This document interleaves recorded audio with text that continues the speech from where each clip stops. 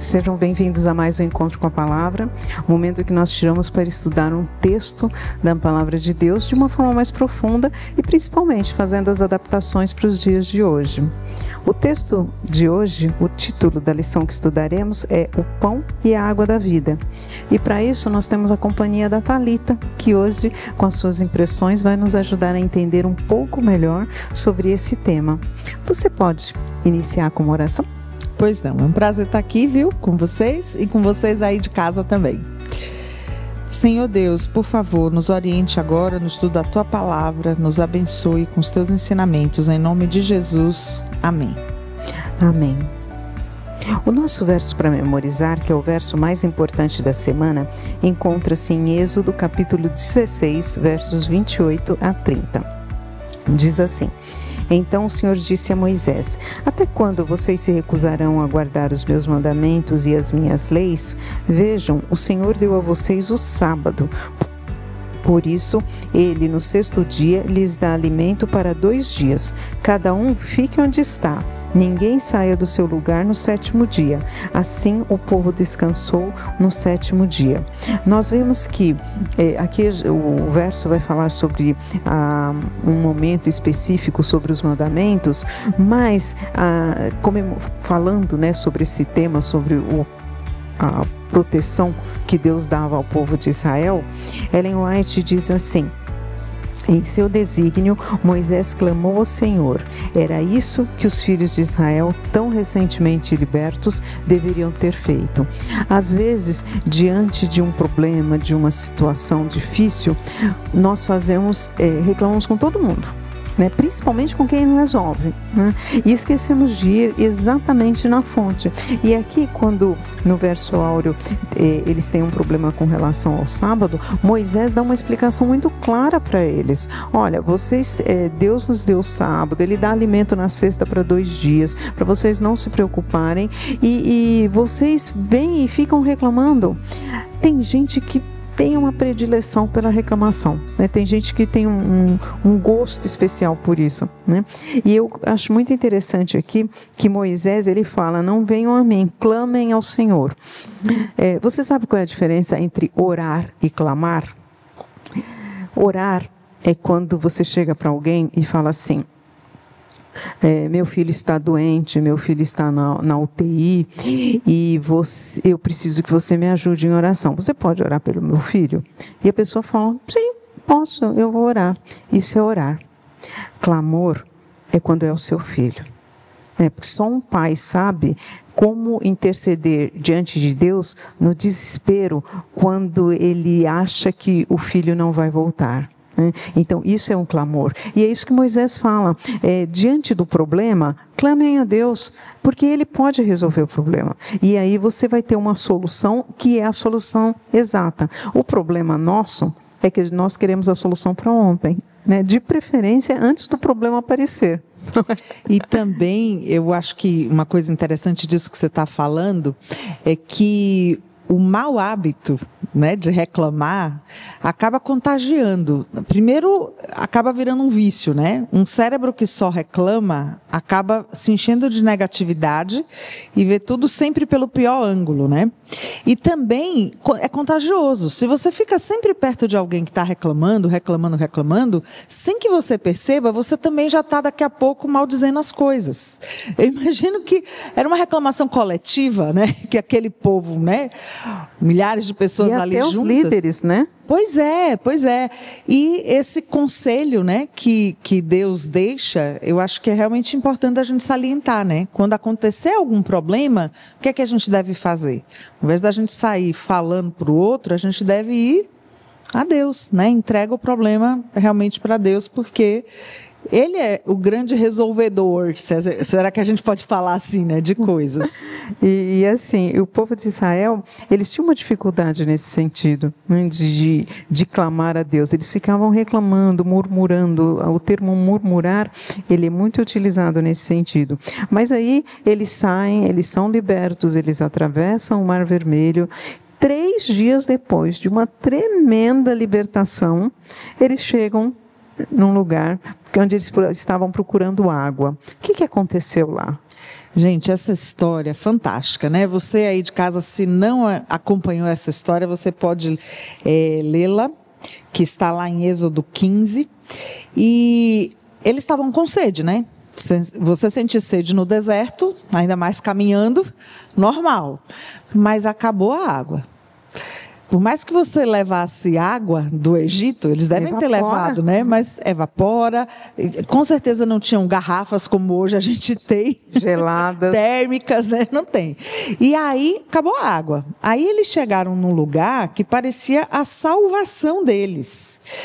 Só que quando eles provam a água é amarga. E aí eles começam a murmuração, né? Água amarga, e começam a reclamar, eles ficam sem paciência. E como você falou, Deus tinha feito um milagre tremendo, né? Há poucos dias atrás. O que seria uma água amarga diante da abertura do Mar Vermelho, né? E Moisés vai, pega lá uma madeira, joga ali na água, e a água fica boa. E aí eles, mesmo depois de se queixarem tanto, Deus acaba solucionando, né, novamente o problema. E Deus estava ali testando o povo para ensinar: olha, vocês estão caminhando aqui no deserto comigo, eu tirei vocês lá do Egito. Vocês têm que recorrer a mim. Porque é diferente de ficar murmurando e falar assim: Senhor, nos ajuda, estamos com sede. Né? Deus não iria se omitir de ajudar, não iria tirar o povo dali para deixar morrendo de sede. E essa é uma grande lição, né? A lição de você ter paciência e a lição de você também confiar em Deus quando você tem aí os desafios. E como que a gente consegue desenvolver paciência? Já recebeu no consultório alguém que já te fala: eu não tenho paciência? Ah, com certeza.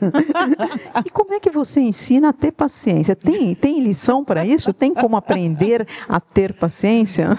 Olha, a gente, para ter paciência, precisa passar por situações que te desafiam a nossa paciência, né? Então, se você pede a Deus paciência, Ele não vai te dar situações tranquilas. Se prepara. Ele vai te dar situações para desafiar a sua paciência. Uma coisa que eu acho bonita dessa história de Mara, que pouco a gente fala, né? Mas se você continua lendo o texto, fala que depois eles chegaram a um lugar chamado Elim. E nesse lugar haviam 12 fontes de água. E haviam 70 palmeiras. E ali o povo pôde descansar. Né? Então, eu acho que uma das coisas que Deus gosta de fazer com a gente, quando a gente está passando pelo turbilhão das coisas, né, dos problemas, Ele gosta de levar a gente para algum lugar tranquilo, para que a gente fique só na presença dEle. E, de repente, a gente quietinho ali possa entender que é o Senhor que luta a nossa luta, né? Então, acho que é uma grande lição. Reclamar, né? Pois é. A gente gastou tempo, às vezes, reclamando. O que não é um problema, porque, às vezes, a reclamação ela é legítima. Imagina, você fura o pé, não vai gritar que está doendo o pé? Sim, mas existe a forma certa de você fazer isso e para quem fazer isso, né? Não adianta você ir para o cardiologista falar que você quebrou a perna. Então, vai no médico certo, pelo menos, né? É isso mesmo. E eles vão até Moisés, porque a reclamação deles era contra Moisés. Então, fazia 3 dias que eles tinham visto o poder de Deus agindo. Eles haviam saído do Egito, não saíram de mãos abanando, saíram com prata, com ouro, né? A prata tinha pouco valor naquela época. Saíram com muita coisa. 3 dias depois, eles se voltam contra Moisés, né? É fácil também a pessoa não se autorresponsabilizar, né? E acho que no povo de Israel isso acontecia muito. Ou seja, eles o tempo todo queriam achar um culpado. A culpa é sempre do outro. Sempre do outro. Bem atual esse assunto, né? Então, quando eles estavam no Egito, a culpa era do faraó. Agora que não tinha mais faraó para culpar, Moisés. tinha que culpar alguém, né? Aí sobra Moisés, porque talvez ficasse muito feio para eles dizerem assim: a culpa é de Deus que tirou a gente ali do Egito e trouxe a gente aqui para esse deserto. Então, você não se responsabilizar por algumas coisas também é um problema, né? Mas eles, sim, acabaram tendo um mau hábito ali desenvolvido durante os anos, né, da escravidão. E não contente com isso, Deus resolve o problema deles, leva-os para um local onde tinha palmeiras, onde tinha fontes de águas. Aí você pensa assim, bom, agora eles aprenderam a lição, né? Aí passa um tempinho, aí eles começam a lembrar das panelas do Egito, né, da carne que tinha do Egito. E você vê assim, de novo? Você fala assim, gente, o que esse povo está pensando? E aí, mesmo assim, Deus fala assim, olha, tá bom, então eu vou dar o pão do céu para vocês, né? Vai descer todo dia, de manhãzinha, vai descer, vocês vão acordar e vai ter parecia uma semente de coentro, um algodãozinho assim cobrindo a terra, vocês vão recolher. Um homem por pessoa, então tinha aquele peso exato, já pensando em sobrepeso, né? Vocês vão recolher só isso por pessoa. Aí eles olharam aquilo e falaram, bom, tá bom, vamos experimentar. Só que teve alguns que falaram assim, é insuficiente, imagina, isso aí não vai dar, só isso, para mim, não vai dar, né? E aí já recolheu mais. E Deus tinha falado que era só aquele peso. Aí o que aconteceu? No dia seguinte aquilo estava estragado. Estava tudo podre, tinha bicho, não tinha como comer. Aí falou, não, tá bom, então agora nós vamos fazer isso. Aí chegou na sexta-feira, Deus explicou, que foi o nosso verso para memorizar. Olha, hoje eu vou dar a porção para 2 dias, porque amanhã é o sábado e vocês não vão sair para recolher isso. Aí eles recolheram a porção para 2 dias e descobriram 2 coisas. Primeiro, que chegou no sábado, realmente não havia caído. E o bicho que dava da outra vez, o mofo que dava, dessa vez não deu. Mas como é que eles descobriram que não havia caído? Porque teve gente que levantou e foi lá para ver se não ia cair mesmo maná, né? Então, assim, o ser humano é complexo, né? Pois é, e você sabe que nessas histórias, né, a gente vê aqui situações onde as pessoas são desafiadas em suas necessidades mais básicas, né? A gente falou ali da água, a gente falou, o tema é pão e água, né? E agora o alimento. E, de fato, na Bíblia, a gente tem muitas provações que são relacionadas com alimentos. Se a gente pensar bem, lá no Éden, o nosso primeiro casal caiu justamente numa tentação ligada ao alimento. Jesus foi tentado fortemente por Satanás numa tentação ligada com o alimento, né? Quando ele responde com as palavras, inclusive, de Moisés, não só de pão viverá o homem, mas de toda palavra que sai da boca de Deus, ele estava ali 40 dias jejuando, fraco, com fome, e Satanás aparece justamente trazendo esse desafio para ele. Também a gente tem a história de Esaú e Jacó, que Esaú perde a primogenitura justamente por um prato de comida. Ou seja, quando a gente fala de coisas muito impactantes na sobrevivência, né, que são coisas mais básicas, essas coisas mexem muito com as pessoas. Então, o alimento e essa escolha, e resistir, e saber fazer diferente, né, nessas situações, é desafiador, porque vai mexer com alguma coisa muito básica, né, um instinto muito primitivo, que é o instinto da sobrevivência. Eu estava vendo um documentário, um reality show, não lembro, que falava que era de pessoas com sobrepeso, aquelas pessoas norte-americanas com mais de 300 quilos. E a pessoa falou uma coisa que eu nunca tinha prestado atenção. Ela falou assim, você tem um vício em álcool? Todo mundo fala para você, para de beber, e você se sente até encabulado em certos locais por estar ingerindo bebidas alcoólicas. Você tem um vício de cigarro? O médico fala, para de fumar. E hoje tem uma série de leis que protegem as pessoas que não fumam. Mas e o vício da comida? Porque comer é natural, todo mundo tem que comer. E aí a pessoa fala, e agora? Porque ela não pode ficar sem comer. E aí dá aquele nó na cabeça dela, porque é diferente dos outros vícios. Os outros vícios são vistos de forma, não, você tem que abolir totalmente. Mas ela não pode abolir a comida, mas ao mesmo tempo ela não tem controle sobre a comida. E aí eu vi o desespero dela, eu falei assim, nossa, ela está muito certa, né? E é muito interessante isso, porque, na verdade, o comer é uma coisa prazerosa. Principalmente acompanhado. Pois é, porque festividades, né? A gente gosta de se congraçar, né, com outras pessoas quando a gente está ali à mesa. E quando você come, você libera a dopamina, que também é um neurotransmissor ligado ao prazer. E aí tem uma coisa importante sobre a questão da comida, né? Por que muitas vezes Satanás tenta as pessoas justamente numa coisa tão importante como a alimentação? A alimentação, ela tem um impacto diretamente no nosso discernimento. Quando a gente ingere alimentos que deixam a nossa mente embotada, a gente não consegue, né, raciocinar como deveria, ter o julgamento moral adequado. Até para a gente resistir a outras tentações é difícil se você não tem o controle dessa questão alimentar. Então, Satanás, ele sabe disso. E ele vai sempre tentar fazer com que você se alimente mal. Por quê? Porque isso já vai fazer você mais fraco para resistir a uma tentação. Eu lembro de uma reportagem da revista Você S.A. de alguns anos atrás, que eles falavam sobre isso, que nós não temos noção do número de pessoas que é demitida à tarde porque o chefe almoçou mal.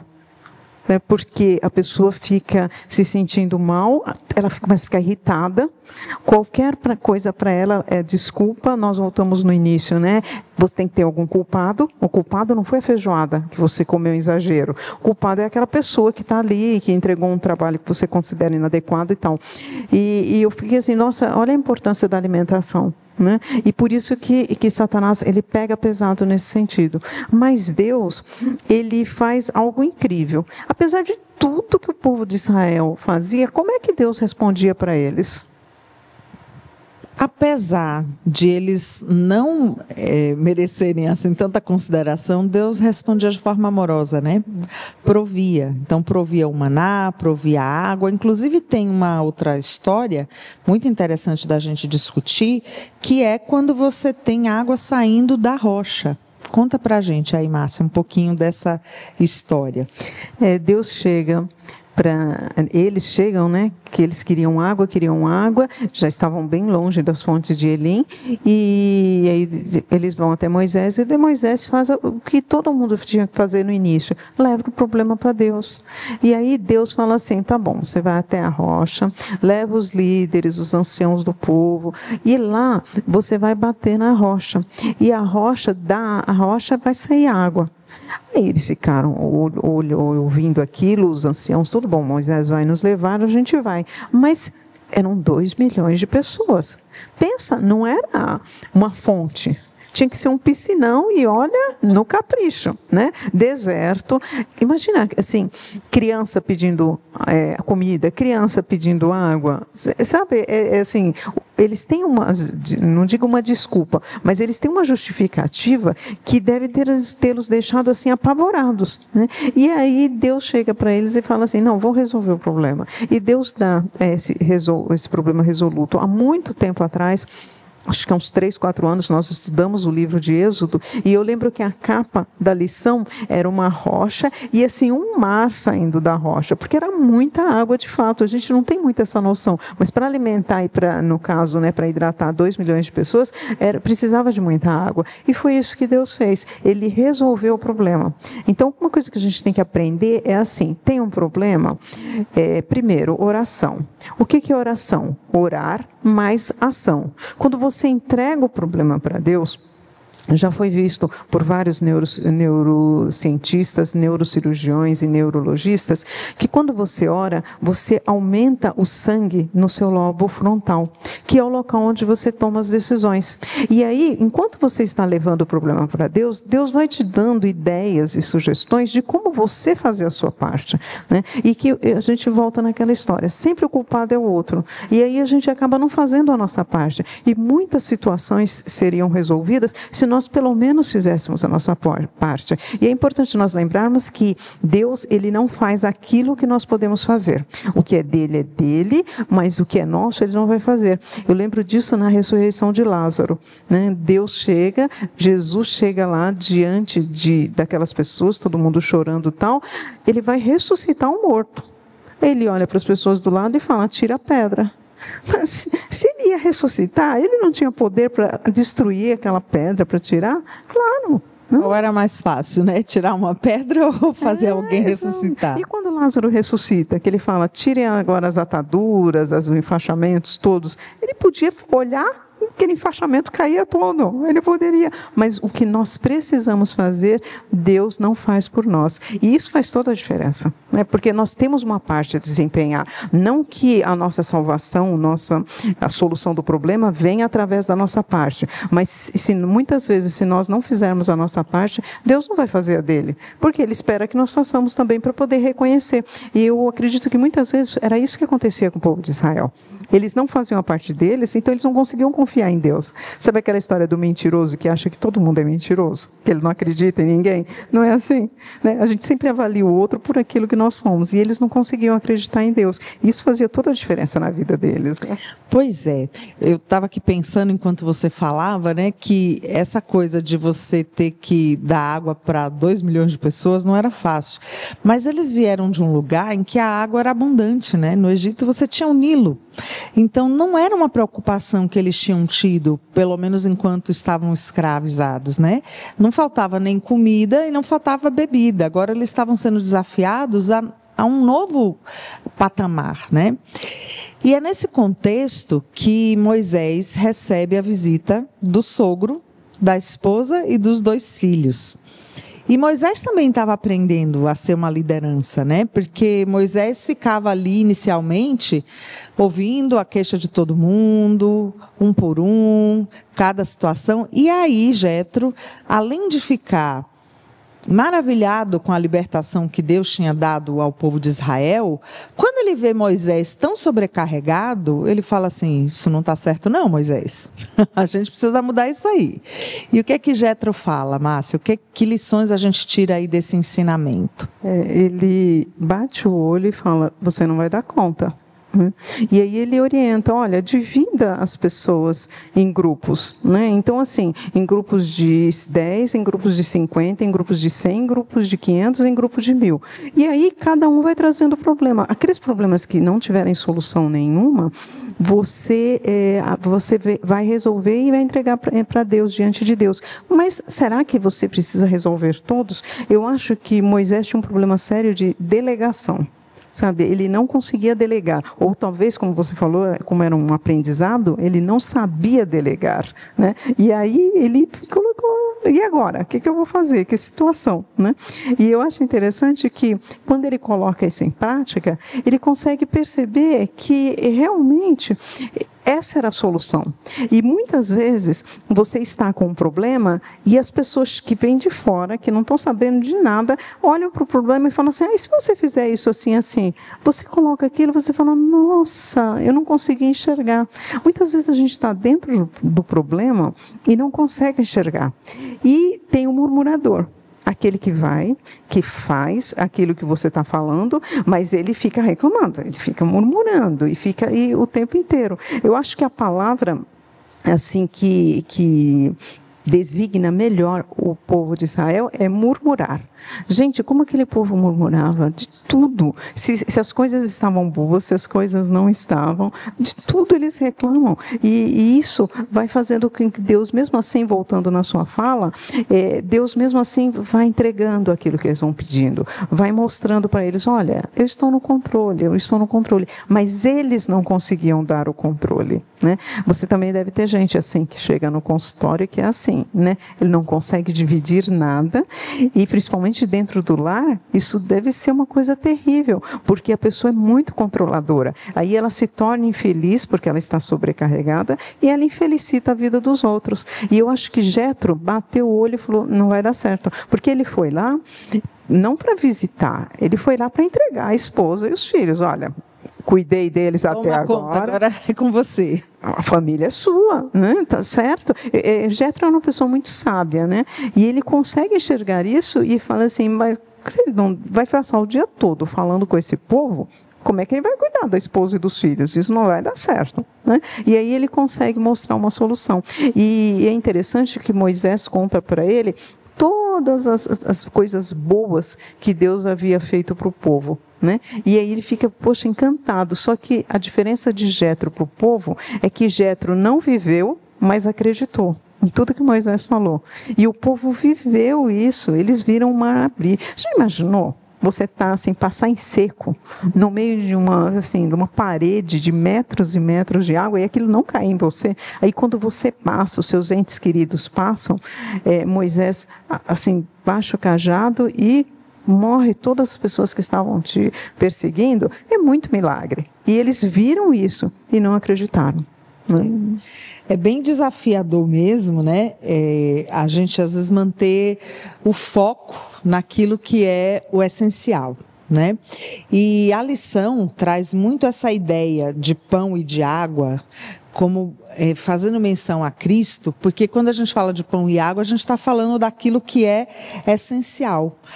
E Jesus, em muitos momentos, ele vai se colocar, né, como a água da vida, como o pão que desce do céu, justamente como essa figura que vai suprir as nossas necessidades mais básicas, até as necessidades mais essenciais. E essa experiência, né, de Jesus se revelar como a água, quando Moisés toca na rocha, e por isso depois Moisés tem o segundo episódio, que quando ele toca na rocha, ele é repreendido, porque Jesus morreu uma única vez, e a morte de Cristo era suficiente para sanar todo o problema do pecado, né? E não era a ordem para ele tocar, né, na segunda vez. Exatamente, tocar na rocha a segunda vez significava matar ou sacrificar Jesus novamente, né? Seria esse o simbolismo. Então, Jesus, como fonte da vida, ele se revela em várias situações. Uma história que eu gosto muito, a história, por exemplo, da Samaritana, em que ele fala assim, olha, se você beber dessa água aí, você vai voltar a ter sede. Mas se você beber da água que eu te der, essa água que eu te der vai ser como uma fonte de água viva a jorrar para a vida eterna. Ou seja, do mesmo jeito que Jesus respondeu a Satanás, né, não só de pão viverá o homem, mas de toda a palavra que sai da boca de Deus, ele estava dizendo simbolicamente para a Samaritana isso aqui.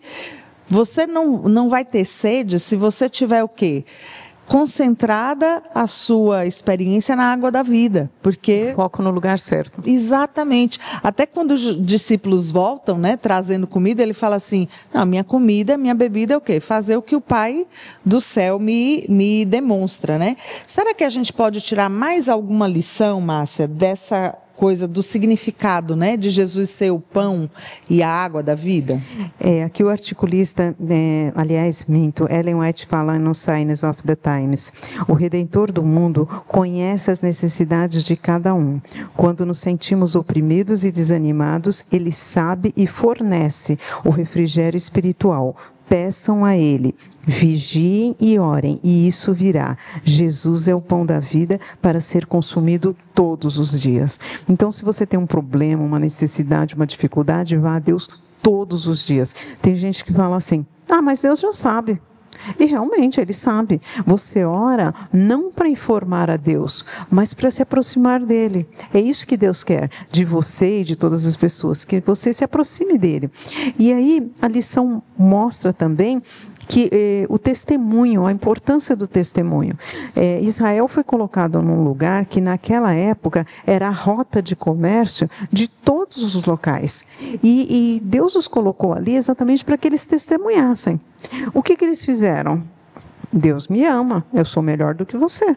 E aí eles fecharam as fronteiras e não testemunharam. E aí Deus é obrigado a vir e mostrar para eles, bom, agora já que vocês não conseguem ficar parados, então agora eu vou fazer o contrário. Com a igreja, eu vou fazer com que a igreja vá. Né? A igreja não vai ficar esperando, porque no tempo de Israel a igreja ficava esperando, né? A igreja daquela época que era o povo. Agora não, a igreja vai. E é isso que a gente está fazendo aqui, né? Levando o evangelho para as pessoas, mostrando para Deus que, assim, mostrando para as pessoas o Deus que nós conhecemos e testemunhando que esse Deus é bom e que Ele tem o tempo certo para fazer as coisas, né? Em Israel, as tamareiras, né, elas não são como aqui no Brasil e nos outros países, né? Elas lá levam 100 anos para dar frutos. Tanto que as pessoas falam que quem planta tâmaras não come tâmaras, né? Aqui no Ocidente isso não acontece, né? Entre 4 e 8 anos, até com as novas formas de agricultura, em 2 anos eles já têm os frutos, mas lá continua ainda nesse sentido, demorando muito tempo. E às vezes a pessoa podia falar assim, mas para que eu vou plantar? Eu não vou comer.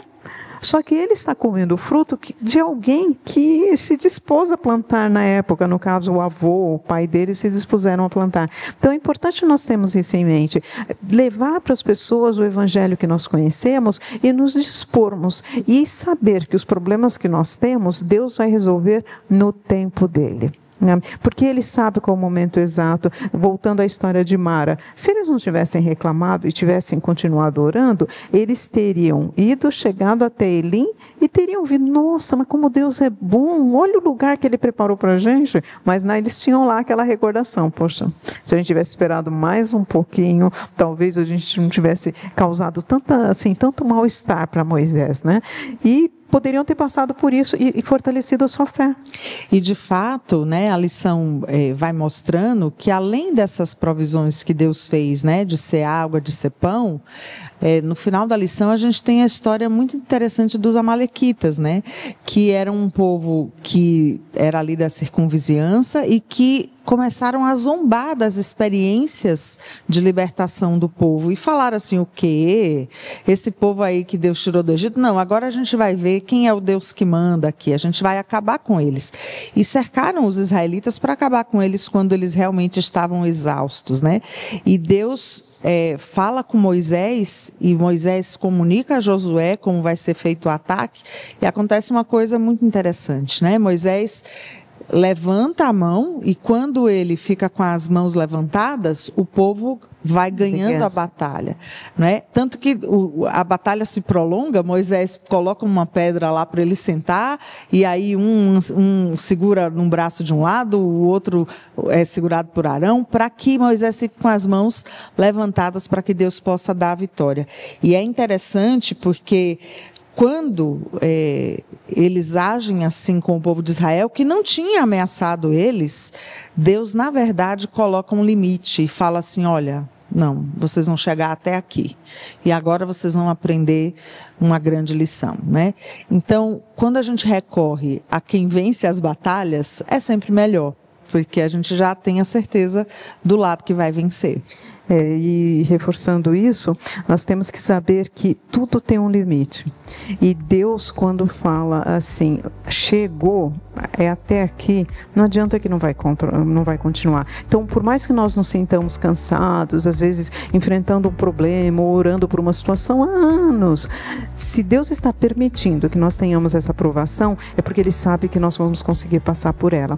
E se nós tentarmos fazer de uma outra forma, nós vamos acabar abalando a nossa confiança em Deus. Então é importante que nós nos lembremos disso. Deus atende a todas as orações no momento certo, sempre no momento certo. E Ele sempre vai nos dar, não aquilo que nós queremos, mas aquilo que necessitamos. Por isso que é interessante quando a gente coincide, né? Eu estava estudando a lição e eu lembrei do seu pedido de oração no início do ano, quando a gente faz aquela lista de coisas que a gente vai fazer, né, no ano inteiro, os nossos objetivos, e você falou assim para Deus, Senhor, faz aí do seu jeito, só me encaixa no teu plano, né, porque o Senhor sabe o que é melhor. Não é fácil fazer isso, mas quando a gente consegue entregar para Deus, a gente sabe que nós vamos conseguir estar dentro do plano dele, e as coisas que acontecerem na nossa vida, se forem permitidas, são permitidas por ele, mas elas acontecem para a nossa melhora, para nos aproximarmos mais dele. Termina para nós com uma palavra de oração? Ok. Que Deus nos abençoe, né, Márcia? Ao longo do estudo, né, desse trimestre que está bem interessante. Querido e amado Pai, obrigada pela Tua revelação, pela Tua palavra maravilhosa, que nos demonstra o quanto o Senhor nos ama e cuida de nós. Amém. Seja com cada pessoa que tem estudado o livro de Êxodo, que ela possa sentir a Tua revelação, não só do que foi o Teu amor para com os israelitas, mas na nossa vida diária aqui. Fica conosco, em nome de Jesus. Amém. Amém.